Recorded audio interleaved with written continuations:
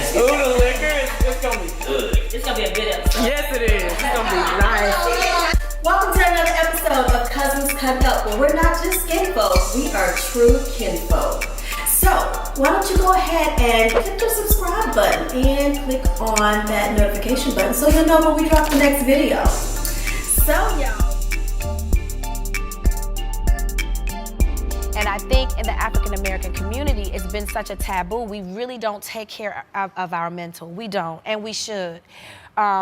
We suppress a lot, you know, and it comes off as, and when we do express ourselves, it comes off as rage. Well, we have a lot to be upset about, right?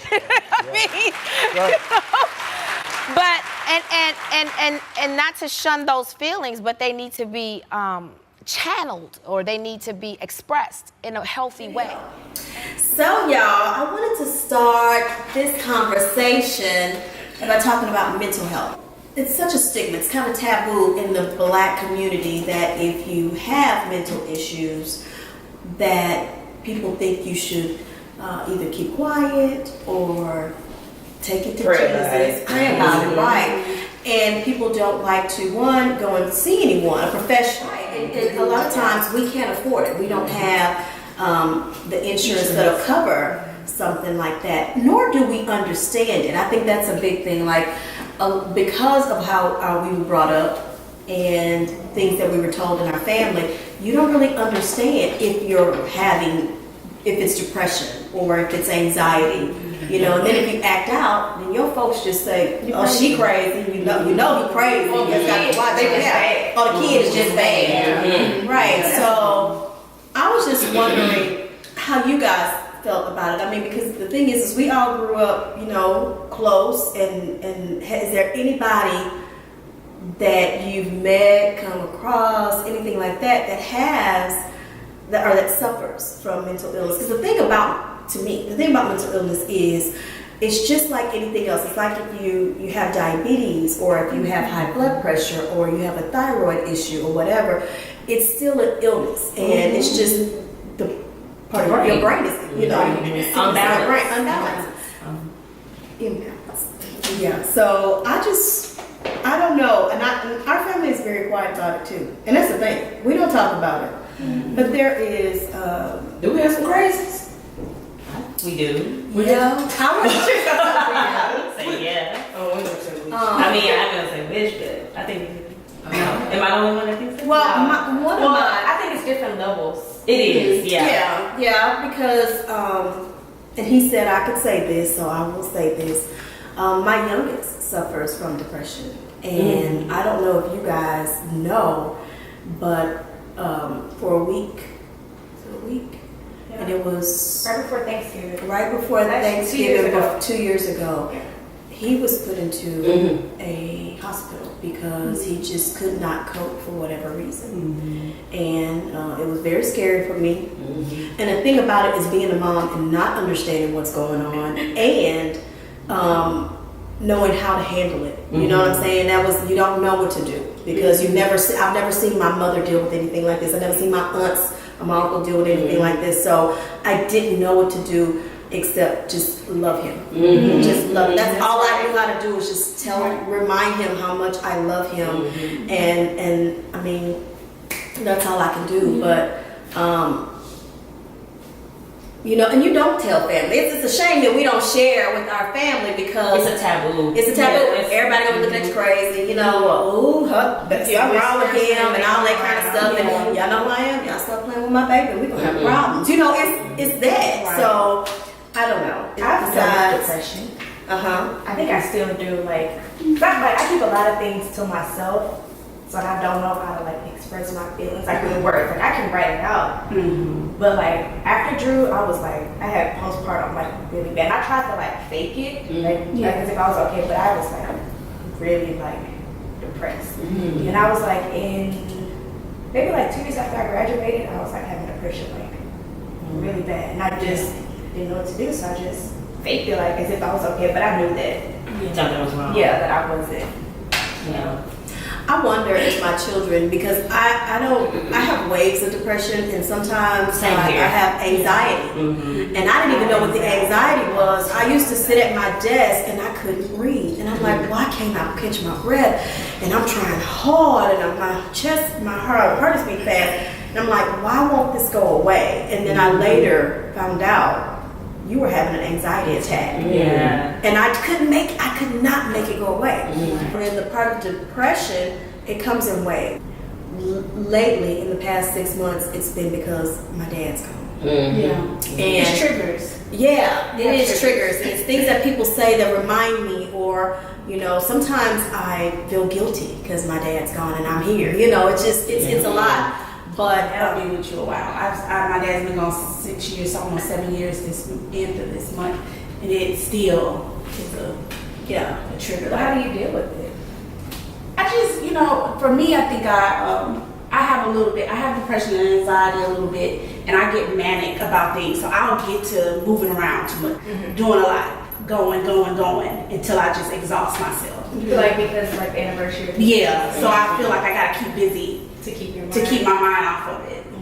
Because if I smell something, see something of his, it just kind of kick back in. Just because, and I think it's because of the way he passed away. So it's just kind of, it's just all of a sudden type thing. I didn't have time to prepare for it. Right. So it comes and goes.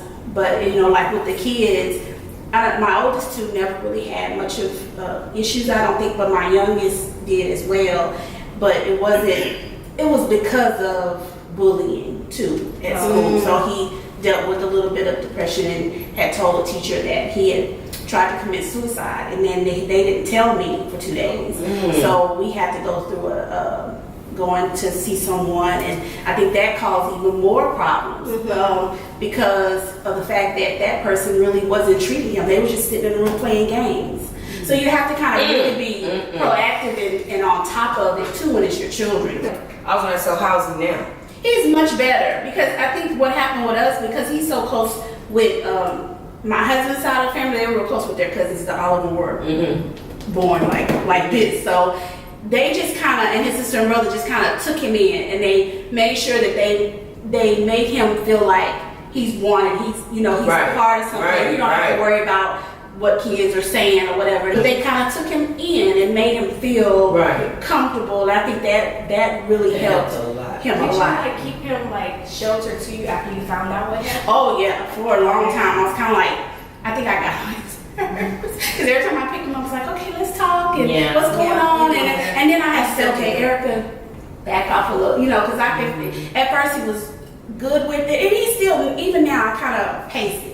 I still just kind of every 2 or 3 weeks, I might say, well, hey, how's everything going in school? How's it? How's your relationship with the kids? Or is anything going on that I need to know about? I always just make him feel like he can come and talk to me about anything, and it'll just be between he and I, unless I feel like it's something, because kids, you gotta be careful. Very careful. You gotta make sure they know they can trust you. They come to you. And I say, if it's anything you want to say to me, just tell me. And it'll be just, if you want it to just be between you and I'll always keep it between just you and I.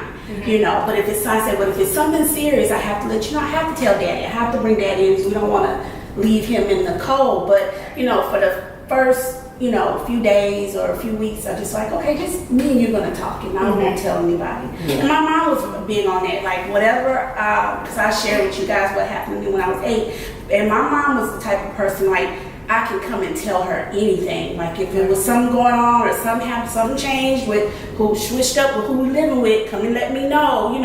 She was very like open in that regards, and I think I took that when I had kids, So when you guys have, when you have kids, that's something you have to kind of know. Each kid is different. So you learn your children. You learn, and although you have 3 or 2 or whatever or 5, they all have their own personality. Hey, when you Was that Huh? Was that shade? Yeah, I think so.